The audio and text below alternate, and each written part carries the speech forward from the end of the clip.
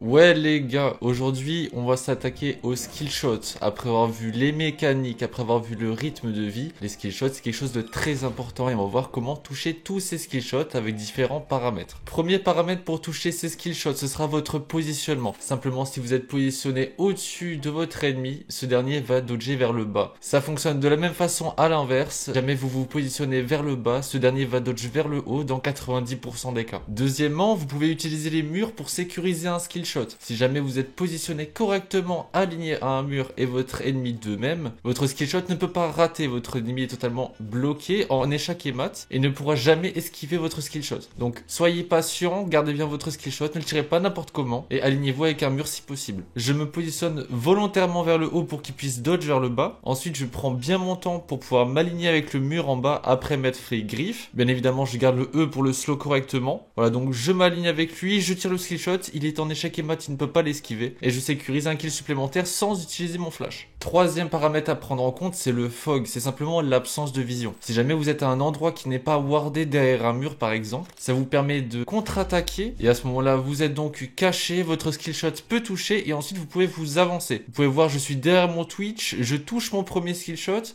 puis je m'avance et je tire mon skill shot vers le bas contre Nidalee puisqu'elle est positionnée en dessous de moi. Donc là, on a une addition fog plus positionnement qui me permet de récupérer un triple kill. Le quatrième paramètre, le plus important mais le plus compliqué à comprendre et à calculer, c'est simplement savoir si vous devez tirer un skill shot défensivement ou offensivement. Vous êtes sûr de pouvoir vous faire rush, il vous faudra tirer un skill shot devant votre ennemi. Dans le meilleur des cas, votre ennemi va rentrer dans votre skill shot avec un kiting qui est agressif et vous récupérez un kill ou au moins vous pouvez le punir. Et dans le pire des cas, il va simplement reculer mais vous serez toujours en vie. L'idée c'est de privilégier la survie et potentiellement récupérer un kill que de faire l'inverse. Vous pouvez donc le voir dans ce clip contre la Samira. Je profite de l'absence de vision premièrement pour jouer avec le fog et mettre une première rotation de skill shot avant qu'elle n'avance vers moi, que je mette des skill shots totalement défensifs en reculant, ce qui va faire qu'elle ne peut pas rentrer dans mon E, puis je pourrai la tuer en reculant simplement étant donné que j'étais en lethal range. La lethal range c'est simplement la possibilité de mourir d'une action qui est létale par l'ennemi. Un skill shot agressif, donc c'est totalement l'inverse, c'est le fait de tirer un skill shot derrière les pieds de votre ennemi. Donc dans le meilleur des cas, il va simplement mourir en rentrant dedans, et dans le pire des cas, encore une fois, il va juste avancer, vous rush, mais vous savez que vous ne pourrez pas mourir. Donc vous privilégiez encore une fois votre survie et potentiellement récupérer un kill. Le cinquième paramètre à prendre en compte, c'est le skill shot de zoning, comme le E de luxe qui permet donc de zoner votre ennemi, de créer un endroit où il ne peut pas entrer